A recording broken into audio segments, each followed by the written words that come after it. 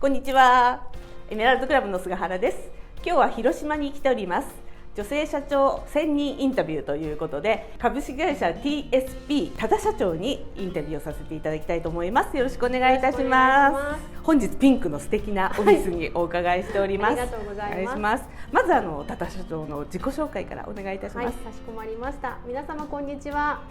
Google 検索1位ピンク社長こと多田妙子でございます。よかったらぜひ検索していただければと思います。私はですね、現在マスクにつけてウイルスをブロックする、マスク専用スプレーウイルスブロックという商品を販売している会社株式会社 TSP の代表取締役を務めております。起業は大学生の時ということで、また後ほど自己紹介させていただきます。よろしくお願いします。ありがとうございます。お仕事内容は今マスクのブロックと。そうですね。ここにもあるんですけども、今年ちょっともう本当にマスクがね、もう必需品になりましたよね。本当にどっかレストラン行く時もとかね、いろんな時もマスクしてないと入れないとかね、ありますけれども、でマスクをね、もともといろいろ輸入して作ったりもしてたんですけども、それは皆さんができるんじゃないかということで、私たちもともと2002年 SARS が流行った時から研究をしておりましてですね、こういうふうなウイルスブロックという商品を作ったんですが、実はマスクの繊維ってすごく大きいんですよね。ご存知です？どれぐらい大きいか。通常のウイルスの50倍大きいんですよ。なので、通過しちゃうんですね。なので、実際にマスクをして、これをウイルスブロックをつけておくと、ウイルスがブロックできて、皆さんが安全に過ごしていただきたいなということで、これ主には調剤薬局さんとか内科さんとかですね、販売してたのですが、今エステサロンさんとか、人気のネイルサロンさんとか、そういったところでも販売できるような形をとっておりますので、もしよければぜひお試しいただければと思います。それを製造されて今、販売を、卸販売をされていらっしゃる。そうですね。日本国内で製造販売をしておりますので、マスク専用スプレーということですね。そうですね。実際これがノンアルコールで使っている成分が食品添加物並み、だからおしろいとかの成分ぐらいなので、お肌に触れた時に安全性が高いんですね。ですので、長時間されている方も多いと思うんですよね。そういうネイルサロンさんとかエステとか、そういう時にもつけていただいて安全。そして自分がもし万が一ウイルスを持っていた時も、マスクを通じてブロックできる。なんか入らないだけじゃなく出さないっていうで、実際は吸着分解除去という仕組みをとっておりますので、もし気になった方はですね、マスク専用スプレーウイルスブロックで検索していただければと思いますし、エメラルドのね、会員の方とか皆さんに仕入れもできるようになっておりますので、ぜひお問い合わせください。詳細はまた YouTube の詳細ページにもリンク貼っておきますので、どうもありがとうございます。今一番力入れてらっしゃる。そうですね。これはまさに今私たちの事業が地球の利益、地球が困っていることを解決するという課題を持っている会社なので、今地球規模で一番解決したいのは、感染防止っていうところになった時は、この商品かなっていうことで、今全力を挙げて、製造とそして販売の方もしております。起業はされて何年目になるんですか？そうなんですよね。もうなんか年バレちゃうんで大学生の頃が菅原さんと同じぐらいですけどもうなんかね、あんまり数えたくないですね。もう18で起業してまして、あっという間にっていう感じですよね。10年ですね。10年ですね。もう本当四半世紀は軽く過ぎておりますけれどもね、半世紀はまだなってないんですが、でももう本当にあっという間だなっていう感じです。起業したきっかけとかもともと私は父方母方が両方とも経営者だったので、地域に貢献する起業家を見て育ったので、やはり経営者は社会に役立てるなっていうのが私の中のすごく経営者のいいイメージを持っていたので、私も何か事業を起こして社会に役立ちたいなって思ったのが、5歳ぐらいの時に、5歳の時に5歳っていうかそういう人しか会ったことなかった、物心ついた時にはもう起業したいなっていう。5歳がなんで5歳きっかけかっていうと、私の尊敬しているひいおばあちゃんが亡くなったんですね。5歳の時に85歳で、そのおばあちゃんも女性起業家だったので、私もおばあちゃん、ひいおばあちゃんみたいになりたいなって思ったのが、強い決意があって、それを絵に描いてて、それがちょっとコンクールでね入賞したのがきっかけになって、で、私自身も起業家になりたいっていうのを自分の中でも自覚したっていうことで5歳なんですね。でそれからこうリアルに事業を考え始めたっていうのは。そうですね、リアルになったのは10歳の時に交通事故で脳内出血して、ほぼ即死っていう頭蓋骨にひびが入って、通常だったらもう、寝たきりという状態になっちゃうんですかね、または即死だったんですけど、奇跡的に2週間で退院しまして、なので頭はこう40針ぐらい縫ってるんですそうなんですよ、なので、いつ死ぬか分かんないっていう状況だったんですけど、結果的にはね、今現在も元気に生かされてる感じで、それが10歳の時小学校5年生だったので、私自身もその本当にこう毎日人が死んでいく緊急病棟に入ってましたから、その中でですね、生かされてる自分が何したらいいかなって思った時に、私自身が偉人伝の本を読み始めたんですよ、図書館で。10歳の時ですか？ 10歳の時、小学校の図書館に行って、いろんな人の本を読んで、偉人ってどんなことをしたのかなって思って、勉強し始めた時に、マザー・テレサという女性に出会って、ちょうど今日、明日が実は私お誕生日なんですけども、おめでとうございます。そうなんです、ありがとうございます。そうなんです、その日がちょうどマザー・テレサのお誕生日が同じお誕生日で、マザー・テレサって何した人なのかなって思ったら、やっぱりそういう世界平和に貢献した方だったので、なんか私もねできることないかなっていうふうに小学校の時に思ったのが、もともとそのきっかけ、大きなきっかけ、5歳10歳っていうのが私の中の一つのターニングポイントになってまして、でもっと現実的になったのは中学校1年生です。アメリカに行ったんですよね。でその時に実際いろんな起業家の方に会いまして、中学校1年生で、私もできるなと、私も起業できるなというのを確信したのは13歳です。でそこから自分でまた図書館で独学しまして、で私立の中学校高校に行ってたんですので、アルバイトとかやったことなかったんですよね、なんですけど、それで実際に18歳だから13歳の時にそういう準備をし始めて、18歳の時に国鉄から JR になる年があったんですよね。もう皆さんね、生まれてない人もいらっしゃるかもしれません。でも JR の前国鉄だったんですね。この時にミス JR っていうのをJR が募集しまして、友達の勧めでねちょっと応募したのがきっかけでオーディションに受かって、でミス JR 広島として西日本エリアで司会とかキャンペーンとかたすきをかけてJR の PR 業務をいろいろやってた時に、いろんな方から声がかかって、アナウンサーをやってくれないかというのが最初のきっかけで、最初は仕事をし始めたんですけども、自分の中で仕事をやらなきゃって思ったのは、そのクルーザーが飛ぶように売れる、1億円のクルーザーが飛ぶように売れるナレーターコンパニオンということで人気が出て、仕事が殺到して1億円のクルーザーが飛ぶように売れるってちょっととっても興味があるんですけど、そうですね、車のモーターショーってご存知ですか？車のモーターショーって、例えばメルセデス・ベンツの横にこう女の人が立ってて、この人のことをナレーターモデルって言ってたんですよ。綺麗な方がね。で昔モデルさんっていうのは綺麗な人なんだけど喋ったりしないんですよね。モデルさんは立ってるっていうか、広告みたいな感じで、アナウンサーっていうのは話すだけっていう人で、これを混ぜたナレーターとモデルのナレーターモデル、2つを一緒にした全く新しいものがその当時出始めていまして、で私がそのスカウトされたのはナレーターモデルをやらないかっていうことだったんですよね。理由はモデルさんって身長すごい高いんですけど、170センチとかあるんですけど、彼女たち方をちょっとお客様目線じゃないんですよね。見下ろす感じちょっと背が高くてね、綺麗なんだけど、もうちょっと身近で話せる人がいいんじゃないかっていうのがあって、私身長が158センチなんで、うちのスタッフはみんな165センチ以下、157センチ、165センチ以下の女性たちばっかりを集めて、そしてその教育トレーニングを始めたのが最初の授業で、私が全部台本を作って話し方とかですね、この商品の PR レッスンして、レッスンするのは無料ですから、自分が教えるだけなのでお金もかからないですし、そこをしたところ大手の企業さんが仕事をいただいて、最初は広島からやってたんですけど、全部仕事の依頼が東京からなってきたんですよ。当時はやはりインターネットとかもないので、東京の人がいちいち広島に来るとか大変じゃないですか。だから安心できるところに中国地区お願いしますとか、九州お願いします、四国お願いしますなんて、最終的には北海道から鹿児島まで受けまして、その1億円のクルーザーが飛ぶように売れるポイントっていうのをちょっと伺いたいんですけど、それはもうですね、さまざまなポイントがエッセンスだけちょっと皆さんに興味がね、なぜかわからないんですが、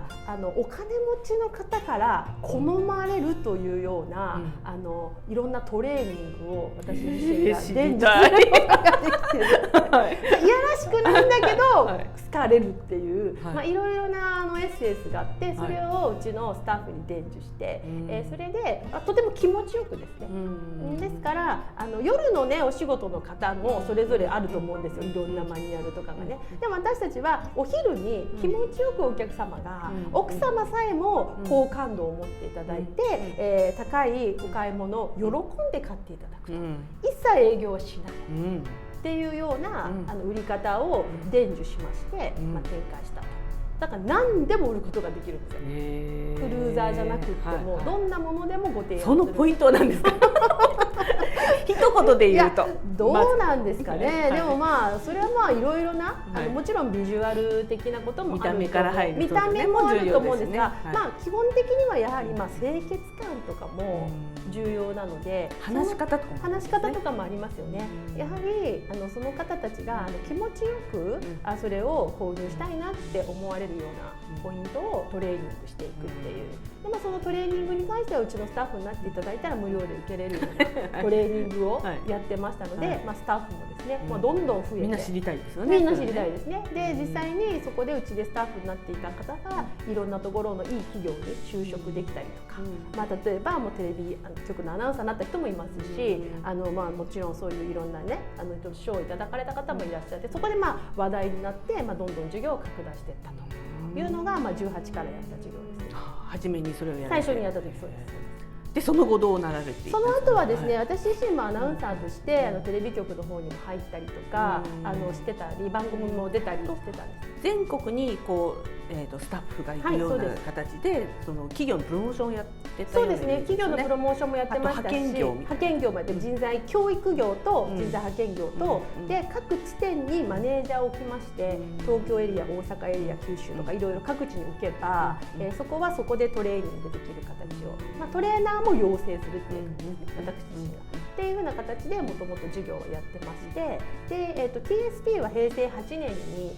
新しく作ったんですけども、理由はですね、人材教育だけじゃなくって全体的なプロデュースをしていこうということで、当時博覧会のプロデュースをしてましたものを、役員として入れまして、今現在も一緒にやってますけれども、全体的な受け皿を広くしたっていうのがこの TSP トータルサービスプロデュースという感じですね。で TSP の方はやり始めた時にはコンピューターグラフィックの映像を最初始めました。これは理由はですね、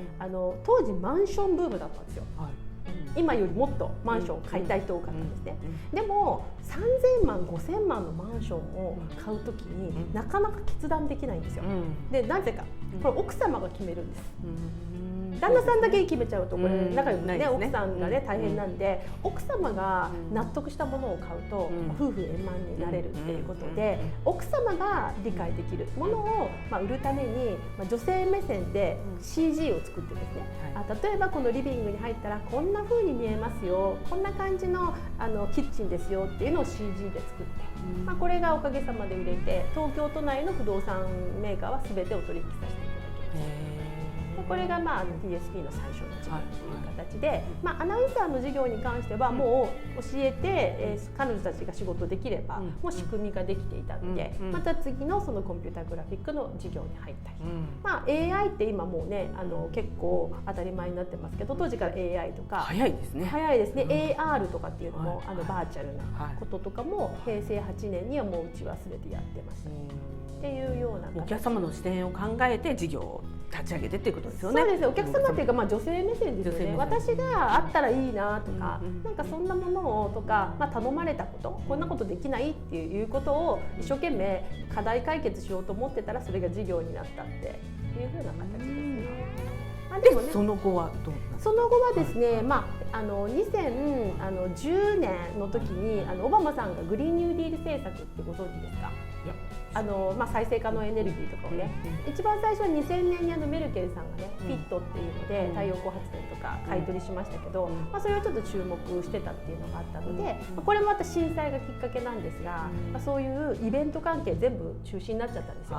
2011年に。今のね、コロナの時にちょっと似てますけど、全てがもう止まって、目処も自粛みたいな、目処も立たないみたいな、いつ再開っていうのも全然なしみたいな感じになっちゃった時に、で私たちも太陽光エネルギーの方を着手してましたので、もうその時にスパッと切り替えまして、で、そしたら2011年に、法律というか、進んで、2012年に、実際今フィットですね、電気を売ったり買ったりっていうことが始まって、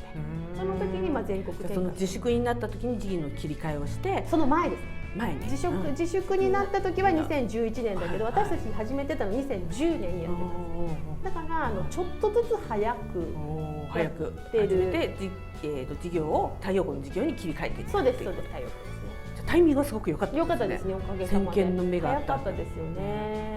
なので、ある意味一番高い時に太陽光を全国に仕込むこともできましたし、お客様への販売もできたので、太陽光は今もやってらっしゃるんですね。太陽光はもう自社で発電所持ってます。すごいですね。なので全く非接触ですから、今回のねコロナの時も関係ないですもんね。コロナになっていてもね、太陽が出れば私たちは仕事になる電気を電力会社に売るだけなので、請求書も発行しなくていいんですよ。あちらが入金確認業、こちらはですね、入金されてるかどうかをいい仕事ですね。本当に先見の目があって早く着手したからってことです。今はその事業できないですよね、やろうと思っても。法律が変わって。法律はまだあるんですけど、私たちが始めた2012年が一番いい時期で、今は買取価格が3分の1以下になってるから、今始めようとしても太陽光事業って採算が合わないってことですね。お金をかけてスタートしても。そうですね、私たちの時に比べるとやっぱり土地の限界があったり、いい場所をもうほとんど取られてるとか、やっぱり当時は即時償却っていう税制優遇があったんです。例えば1億円の太陽光買ったら1回で償却できる。車も今って5年償却とかじゃないですか、ね、車買っても5年で償却になるから1回で落ちないんですよね。マンションとか買ったら47年とか償却で、10億のマンション買ってもあんまり節税にならないんですよね。でも太陽光は1回で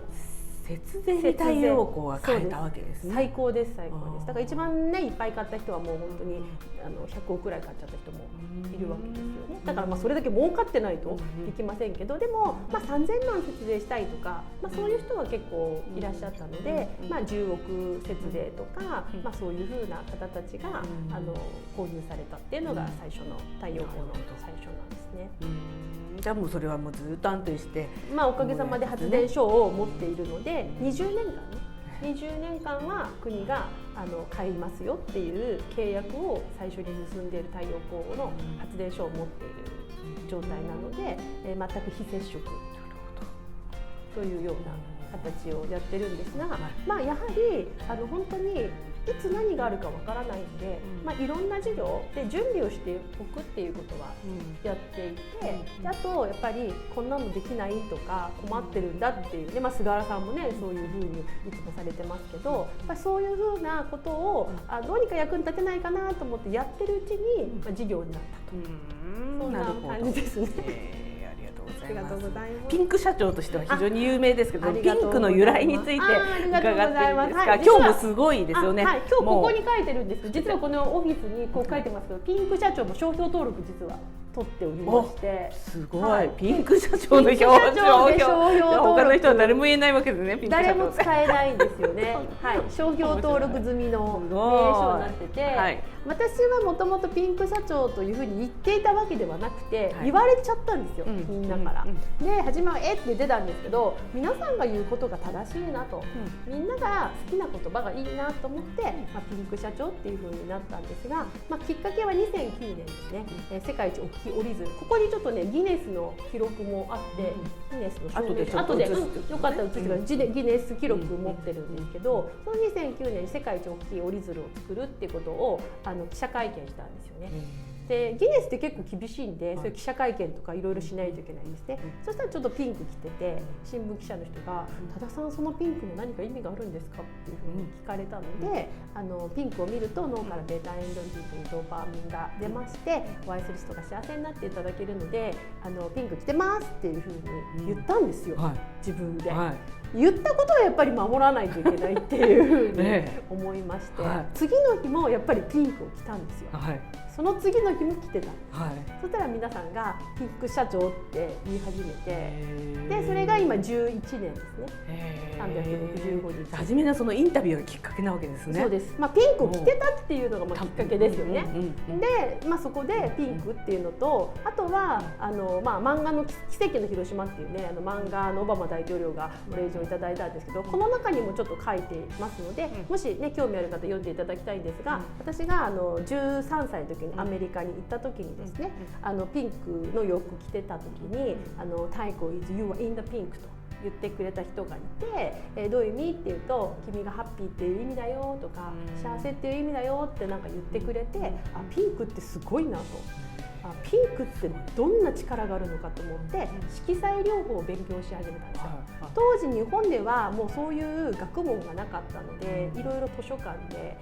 ピンクが脳に及ぼす影響、ホルモンにどんな影響があるのかを調べてみたんです。すごい。ただのピンクが好きなだけじゃないわけですね。そうなんです。でピンクを見るとどんないいことがあるかっていうと、お母さんの中がピンクなんですよ、体内が。だから菅原さんも育つ過程においてピンクを見続けてたんです。だから生まれる前からピンクを見てたわけですね。そうです。だからこのお部屋に来られた時に、なんか素敵ねって言われたのは、きっとなんかお母さんのその体内みたいな、なんか安心できるとか幸せだったなっていうのを脳が覚えているので、それでなんかここ落ち着く感じなわけです。自分もなんかここいいですねっていう風になっちゃうんですけど、ピンクっていうのはそういう効果だったり、あとは安眠効果があったりとか、あとホルモンを調整したりとか、当然免疫力が上がったりって、いいことずくめなんですね。だからインダピンクを英語で聞くと健康的っていう意味も出ます。絶好調という意味もあって、そこから私はピンクの虜になってですね、ピンクすごいと思って。ピンクを毎日着続けて今何年目になるんですか？11年。すごい、11年。知らなかったですか？もうそんないつもピンクじゃないですか。私いつもピンクだから一緒にね旅行行かせていただいて、スーツケース開けるとピンク、もうピンクしかないみたいな、もうびっくり。私ピンクの信者ですから。小物もすべてピンクみたいなやつでびっくりしました。ピンクに対してのリスペクトですから。そうですね。だから実際はピンクがすごい大好きでピンクを着てたんですけど、365日になったのはちょうど11年間。11年ですか。ということで、去年もねピンクパーティーに来ていただいて、菅原さんもピンクデーという記念日も決めたりとか今してるんですけども、ピンクを通じてなんかみんながもっとハッピーになったらいいななんていうことで、いろんなことできないかなっていうことも考えてます。またね、ピンクパーティーもね、ぜひ開催したいので皆さんもぜひいらしていただきたいです。ありがとうございます。好きな言葉とかちょっと助けられた言葉。そうですよね。私自身も18歳の時に起業して、やっぱり一番経営者の人だったらあると思うんですけど、やっぱり明けない夜はないっていうことですよね。いろいろねあると思うんですけど、人生の中でやっぱり本当にここいつ夜が明けるのかなって思うことあると思うんですよ、暗闇の中で。でも私日の出見るのが大好きで、日の出って例えば朝5時半に日が昇るよって分かってたら、5時半には上がるんだからと思って頑張れるじゃないですか。でも授業やってたら何時に日の出なのか分かんないですよね。だからそれしかも今何時なのかも分かんない。今もう2時で3時までだったら我慢できるけど、今実はまだ夕方の9時で、朝5時半までだったら待ってよって。今特にねコロナのこういう状況だとどこまでいつ開けるのか分からない。どこまで我慢したらいいのかなっていうのが分からなくて、不安になって諦めちゃうっていう方もあると思うんですけど、でも私は日は必ず昇るっていうことを信じてるし、知っているから絶対大丈夫っていうことを思って待ち続けれるんですよ。だからやっぱり今現在がね日の出前が最も暗い、だから今日の出前だから今真っ暗なんだっていうことを自分自身で思えば必ず待てるっていうのが、私の中の座右の銘というかね、そういう自分の中の励まされた言葉です。そうすると何があっても頑張れる。そうですね、必ず日は昇るっていうのがあるし、あとはうちの母が言ってくれたのはやっぱりなんていうんですかね、全てのことが良くなるための変化だよっていうことを教えてくれていたので、子供の時から、私自身も何かあっても、今回コロナでね本当に皆さん大変だと思うんですけど、でもこれはきっと何かの変化なんだと、昔ペストが1世紀前に流行った時もだから産業革命が進んだわけじゃないですか。だからきっと物事には意味があって全て良くなるための変化だということを捉えれるのであったので、私の中で座右の銘というと良くなるための変化ある意味が皆さんにとって分かりやすいかなと思ってね、日の出前っていうのはね、なかなかその説明もなりますから、座右の銘って言われると良くなるための変化あるのにというふうにはお答えはさせていただいてるんですが、でもねそういうふうな言葉にたくさん励まされますよね、女性経営者ね。いつも明るいですし元気ですしなんか順風満帆なイメージがありますけど、大変だった時も多分いろいろありますよね。なんかこう思い出す一番苦労した事業やってた中で苦労したこととか、苦労っていう形では大失敗とかなんかあります？そうですよね。やっぱり大失敗というか、本当長いんでね、いろんなことやってますけど、失敗ってなんかあんまり思ってなくて、何でも学びかなっていうふうにはプラスに捉えれるとは思うんですけど、やっぱり実際婚活革命ってね一回やったことがあって、結婚相談所もやったことあったんですよ。すごい。でね、それは独身なのに独身なのにその時また流行ってたんですよね。でそこでね私思ったのが、自分がいいなと思ってやっちゃう事業ダメだなってちょっと思ったんですよ。なんでかっていうと逆の人が多いですけどね。そう自分がね思って、例えば私もピンク社長って自分がもし名前がつけてたら、こんなにみんなにこの名前は愛されてなかったんじゃないかと思うんですよ。だから私がやりたいことじゃなくて、みんなが必要としていることがうまくいくってことですね。だと思います。だと思います。確かにね。もともとピンクが好きでじゃなかったわけですもんね。いやピンクは好きだけど、ピンクは好きだけど毎日着てたけど、質問されてピンクってなって、でもピンク社長って言われてっ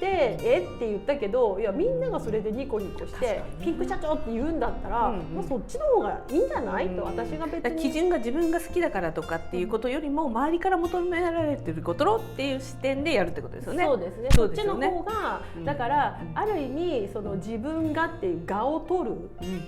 我を取ると無限の可能性があるなっていうのは、なので私がいい悪いの判断するんじゃなくって、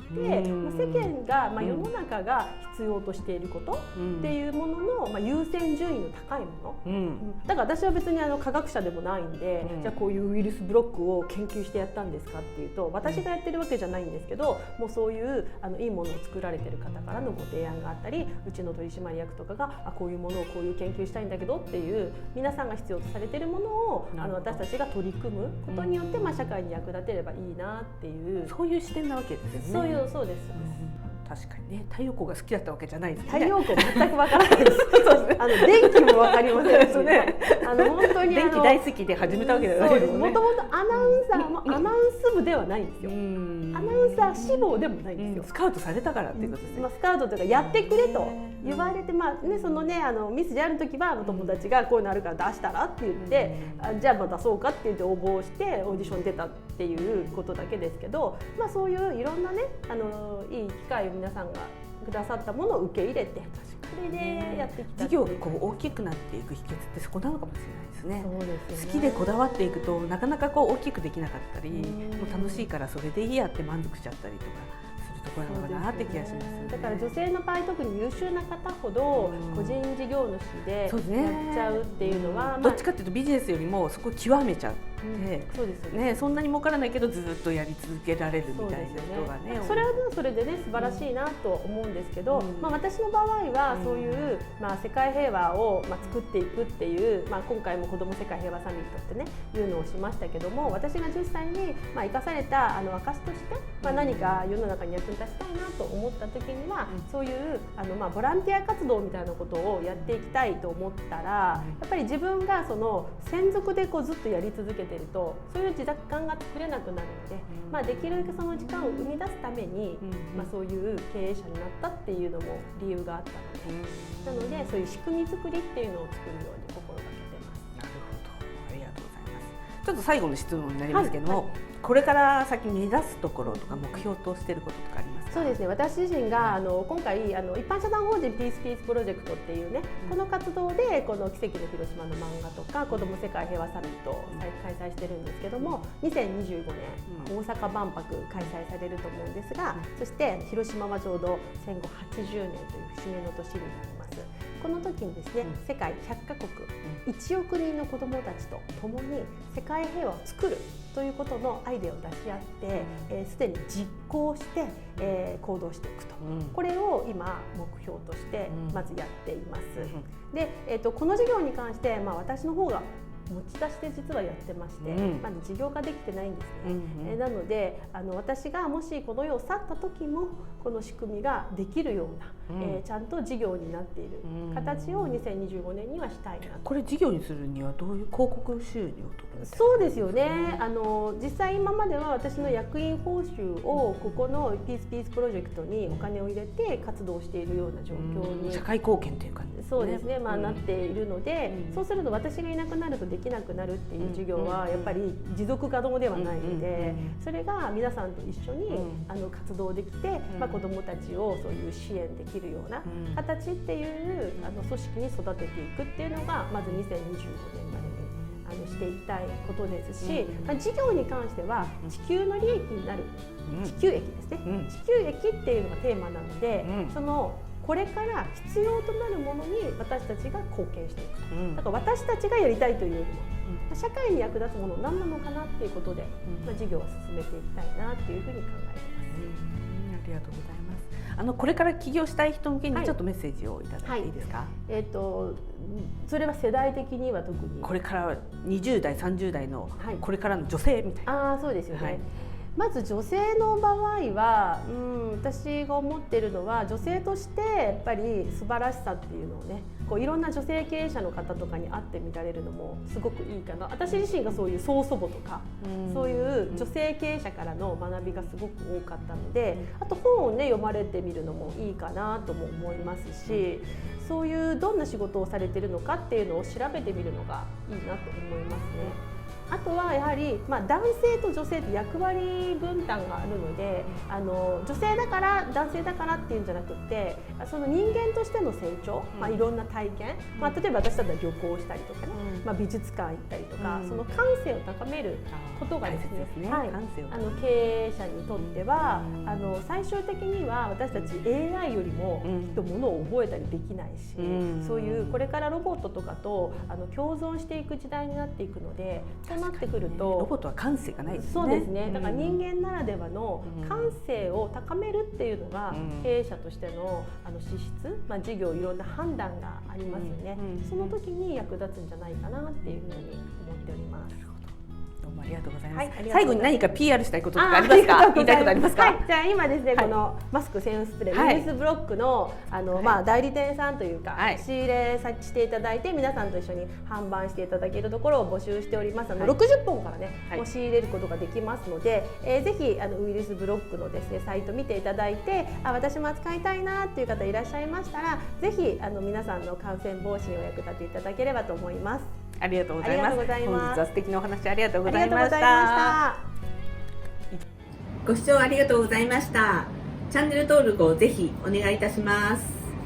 コメント欄にご質問、ご感想等いただけたら嬉しいです。皆様のメッセージお待ちしております。